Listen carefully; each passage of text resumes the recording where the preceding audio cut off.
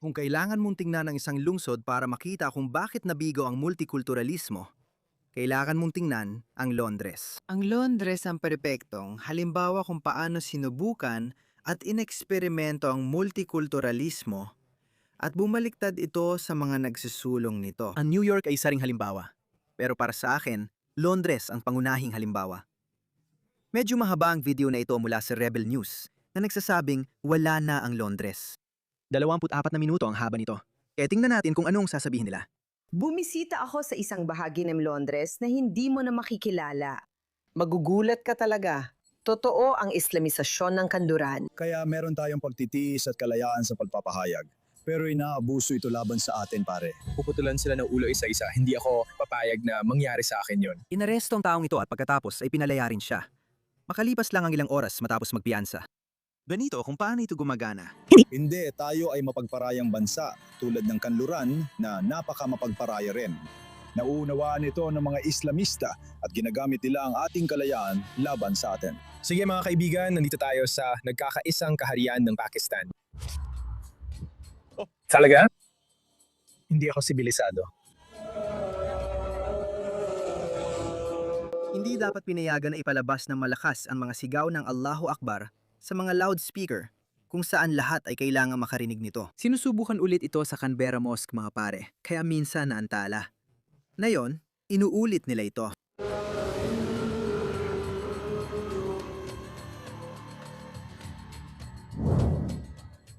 Kamakailan lang ay naglakbay ako papuntang London, England para i-cover ang malaking rally na Unite the Kingdom na inorganize ni Tommy Robinson. Pinadala ako doon ng maaga dahil nagsimulang magbawal si Keir Starmer ng mga dayuhang aktivista, politiko at pati na rin mga mamamahayag dahil lang hindi sila sang-ayon sa kanya para isang tunay na komunista. Makikikita mo ulit ito sa Sabado sa martsa na layong harapin at takutin ng makulay na pagkakaiba-iba ng bansa.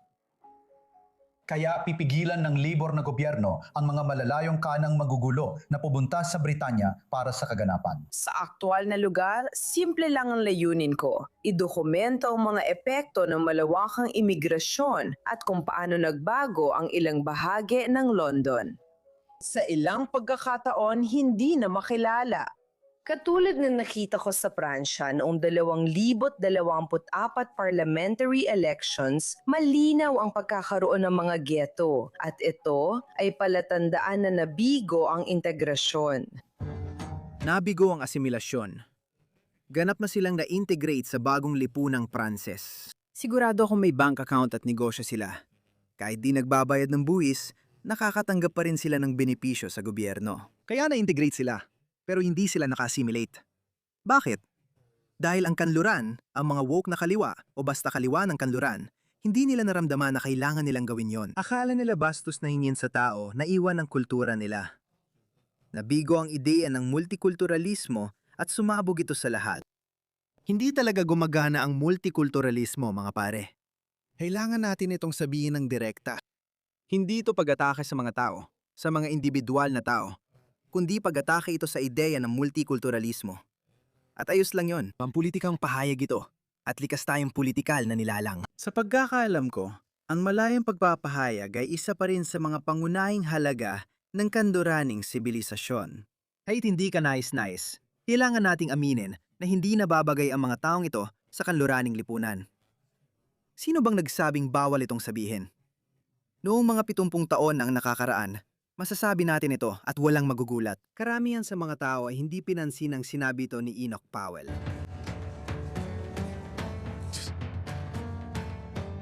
Tumutugtog sila ng musikang Arabe para sa mga Bengali at Pakistani. Dapat iba ang musika. Sinasabi ko lang. Mag-Ingles ka. Talagang mabibigo ang mga Arabo dyan. Hindi ka nagsasalita ng Ingles. Kailangan mo. Ina, Tanggapin mo yun. anong wika ito? Francis Bengali. Bengali lang? Manggal. Sigurado akong ang mga British taxpayer ang nagbabayad para sa buong pamilya niya.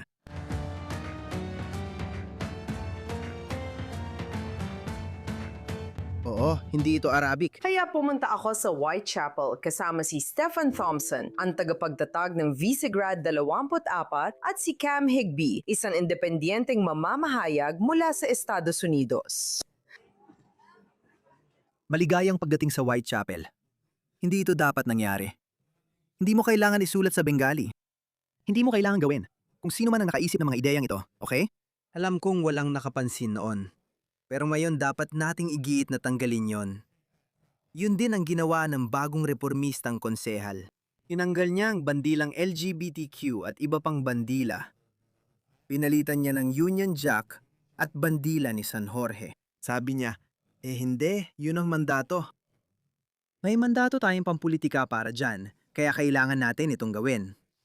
Mukha mang mabaw, isama mo pa rin sa manifesto mo. Isama mo yan sa talumpating pampulitika mo. Na Ingles lang ang papakita, walang ibang wika. Hindi natin gagawin. Nabasa ko sa estadistika, naalala ko si Nurihan ang nagsabi na gumagastos ang Britanya ng daan-daang milyong pounds. Sa tingin ko, maaaring higit pa sa 1 bilyon ang ginagastos nila para sa mga serbisyo ng tagasalin. Alam mo, kapag may isang Bengali na babae na pumunta sa London at tumawag siya sa kanyang bangko o sa NHS o kung saan man, hindi siya marunong mag-Ingles. Kaya ang gobyerno ng Britanya ang nabibigay ng tagasalin sa kanila. Umabot sa daan-daang milyong libra ang bayad sa mga tagasalin na yon. Hindi mahihirap na tunay na Briton ang mapapakain ng perang yon. Sinasabi ko lang, Ang London noon ay isang typical na puting working class na lugar. Makikita mo ito sa arkitektura. Ngayon, nandito tayo sa gitna ng London. Makikita mo ang mas magarang arkitektura at matataas na tenement homes. Wala ni isa nito sa East London. Ang East London ay puno ng mga pabahay ng uring manggagawa. Pagkatapos, dumagsa ang mga Hudyo mula Central at Eastern Europe noong huling bahagi ng ika-19 at unang bahagi ng ika-20 siglo. At pagkatapos, simula noong dekada 50, naging isa ito sa pinaka-multicultural at pinaka-diverse na mga lugar sa London. Lalo na ang mga Bengali. Ang mga Bengali ang pinakamalaking minorya. Sa pagkakaalam ko yon sa huling senso, sila ay kumakatawan sa humigit kumulang 30% ng mga naninirahan dito. Karamihan sa mga Bengali ay Muslim. May mga mosque sa halos bawat kanto.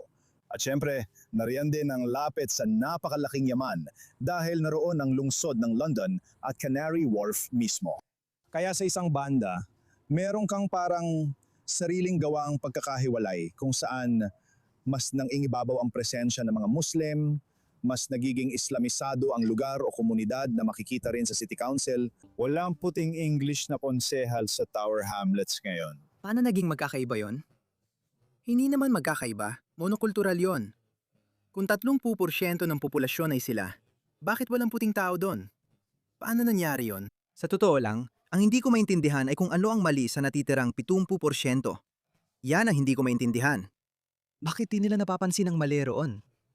O talagang sunod-sunuran lang sila? Para lang sa pagkakaiba-iba, para lang sa monoculturalism dito, masasabi ko, hindi. Kailangan natin ng kaunting pagkakaiba-iba dito. Bumubuo lang kayo ng 30% ng populasyon sa lugar na ito. Pero kayo, ang bumubuo ng 100% ng lokal na pamahalaan. Sa City Council, walang puting English na konsehal ngayon mula sa Tower Hamlets. Ang bagong halal na Lord Mayor ay dati nang nasentensyahan ng korupsyon at ipinagbawal tumakbo ng 10 taon. Na matapos ang ban, muli siyang nahalal bilang Lord Mayor. Siya rin ay Bengali. Karamihan sa mga lokal na konsehal ay Bengali, na ironic dahil habang tumitingin ka, makikita mo ang walkie-talkie building, Kirk, Gherkin at iba pang skyscraper. Kaya may dichotomy o pagkakaiba ng dalawang magkaibang bagay. Tingnan mo ito, palagi kong sinasabi ito. Malaki ang paniniwala ko dito. Ang mga galing sa third world ay nagdadala ng mga kaugalian ng third world. Tingnan mo yan. Ano yan? Ano yan? Napaka-Bengali yan. Isa yung napaka-Bengali o third world na gawain. Ang malaking agwat ng kahirapan at pagkakabukod sa Whitechapel ay makikita tulad ng Whitechapel Station na Ingles ang pangalan pero katabi nito ay nasa Bengali na.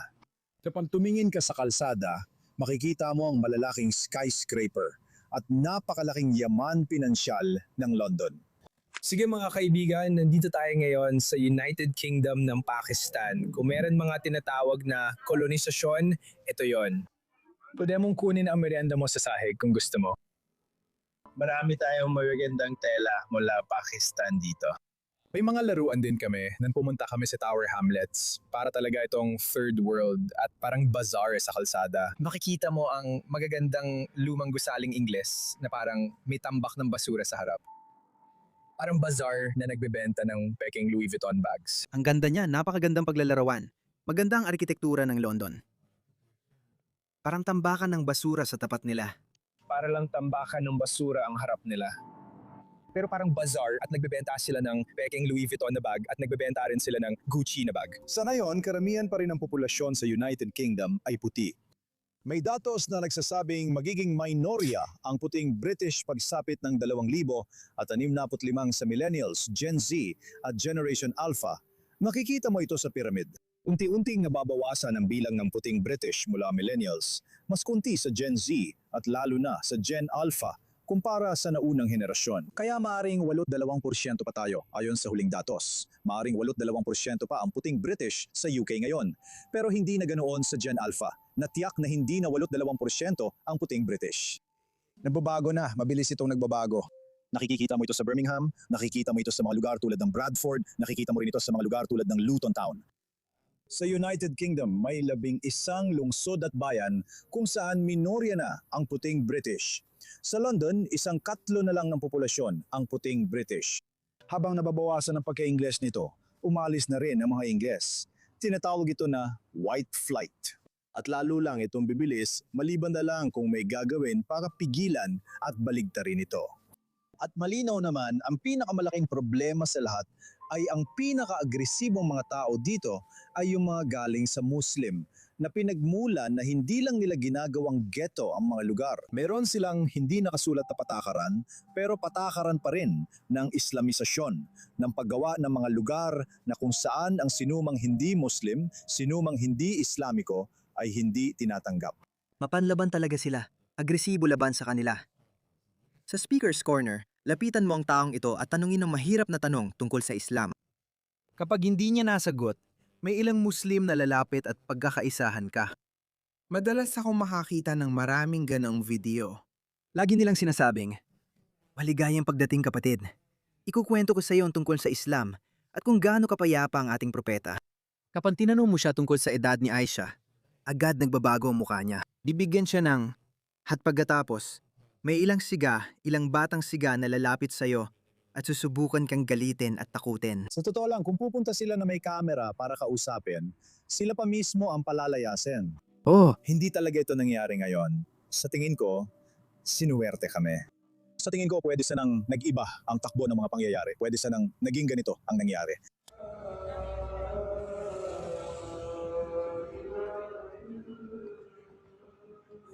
Nag-shoot kami sa East London Mosque, isa sa pinakamalaki at pinakamatanda sa London at isa sa iilang mosque sa UK na pinapayagan ng 5 beses na adhan araw-araw.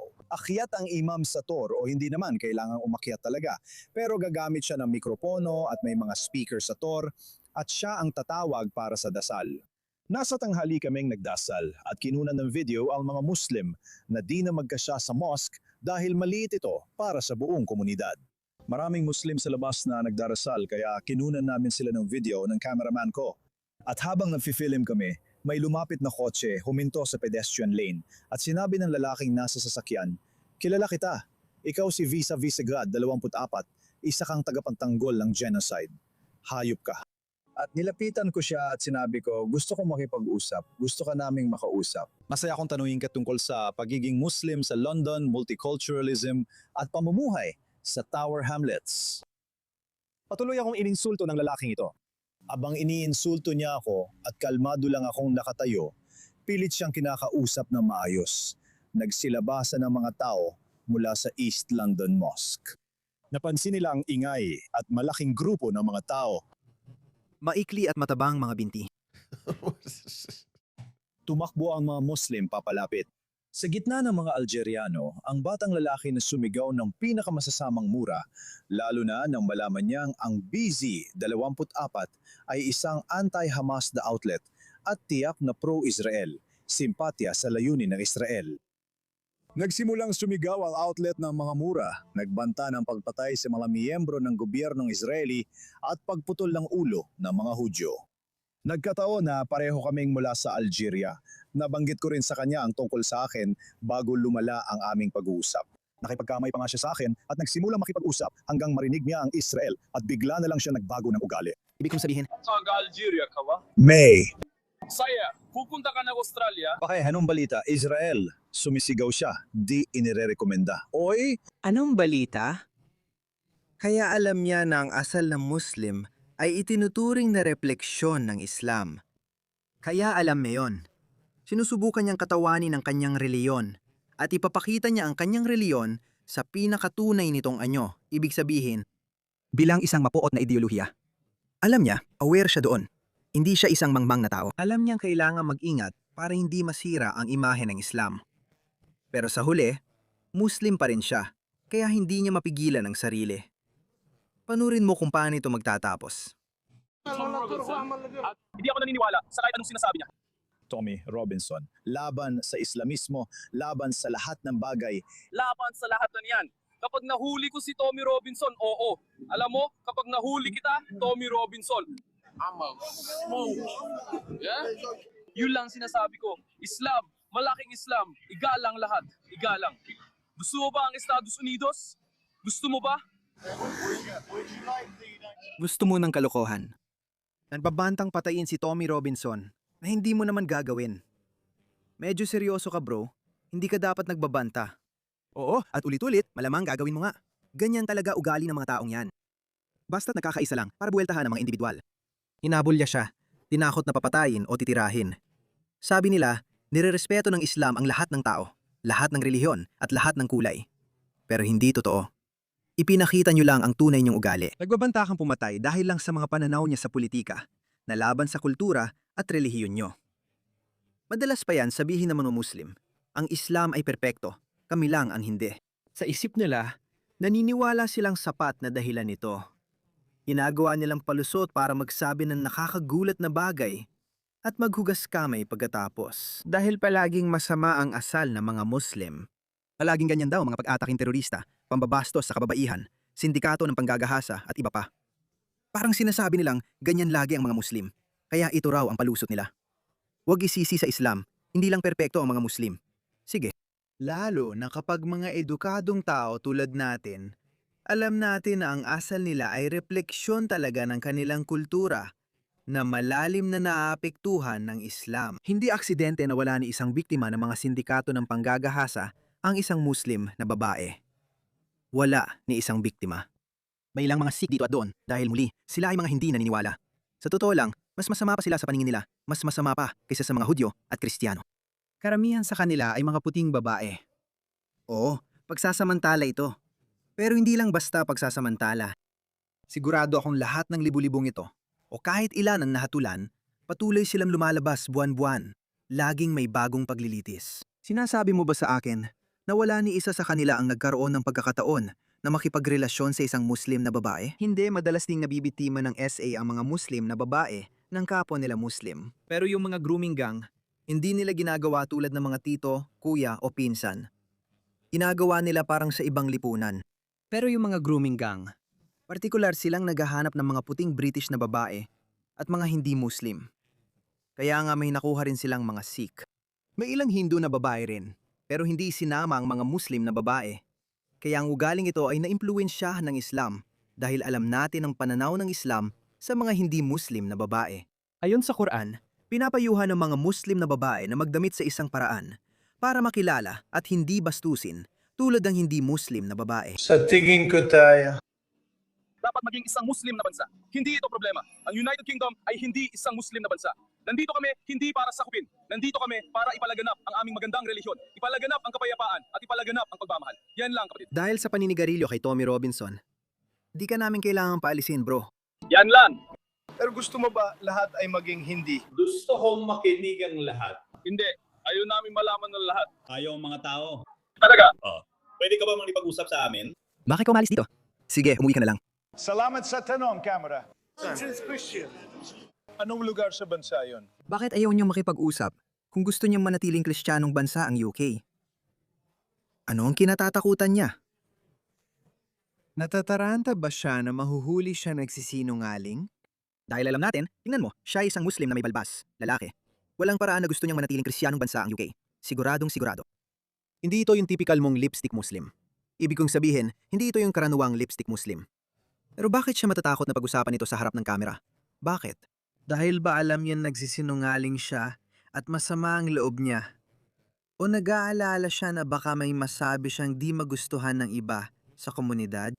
Kita mo, parang wala talagang nagkakatugma sa mga taong ito. Sa tingin ko, nararamdaman nila na nabubuhay sila sa isang kontradiksyon, isang magkasalungat na buhay. Dahil dito, nais ng bawat tao ang luhikal at magkakaugnay na pamumuhay.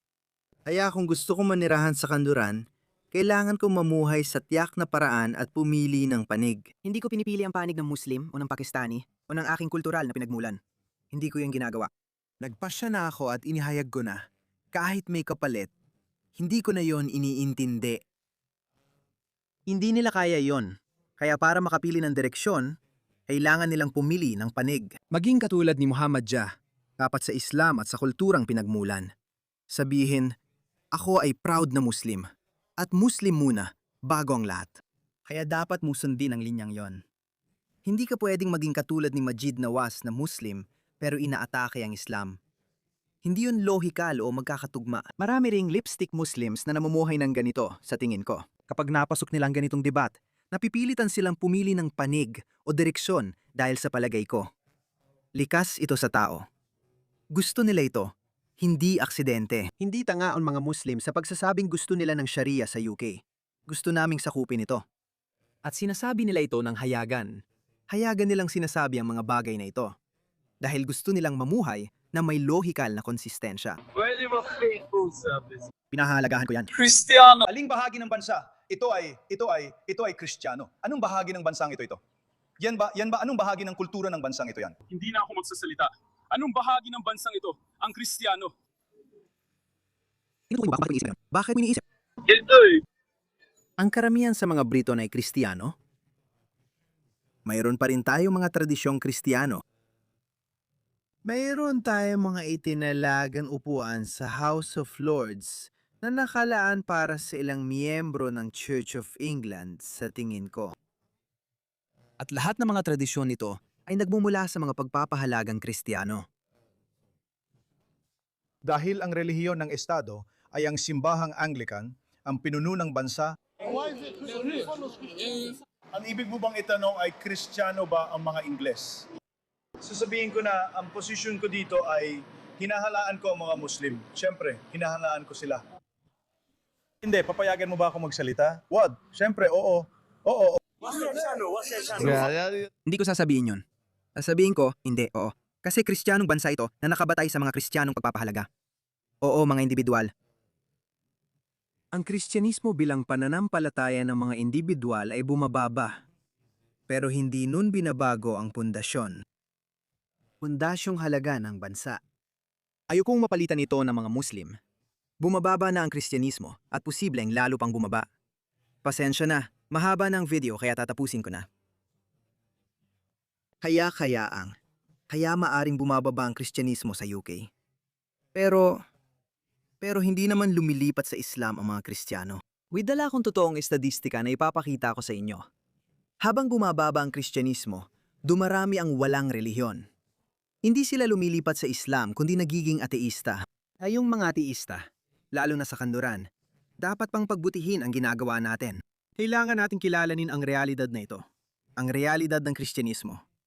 Ang papel at epekto ng Kristyanismo sa pagbuo ng kanluraning sibilisasyon. Natutuwa ako na dumarami ang ateista na iniiwan ang wokeism at tinatanggap ang realidad na yon.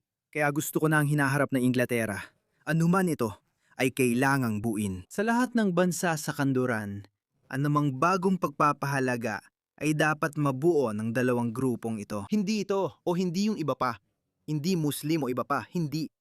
At malino namang napatunayan na ng mga taong ito, nagalit sila sa parehong mga pundasyon ng Kristyanismo. Galit din sila sa pundasyon ng kanluran, sekularismo, liberalismo, mga halagang Kristiyano at ilang demokratikong pagpapahalagang Griego at Romano.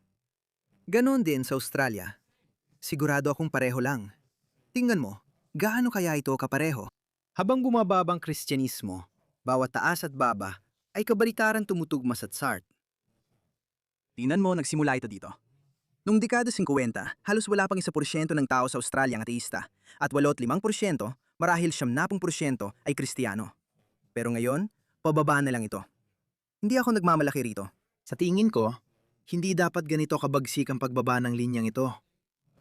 Pero anuman ang mapagdesisyonan natin, kahit anong direksyon ang tatahakin, at kahit paano pa mag-evolve ang kaluraning sibilisasyon o lipunan, kailangan itong mag-evolve na may pagkakasundo ng mga Kristiyano at sekular, gaya na ipinapakita ng ating demografya. Narito pa ang ibang minorya na babanggitin ko. Pasensya na, kung hindi, mawawala ito. Kung hindi, ang buong kanluran ay magiging parang East London o Tower Hamlets na pasensya na sa sasabihin ko ay nakakadiri.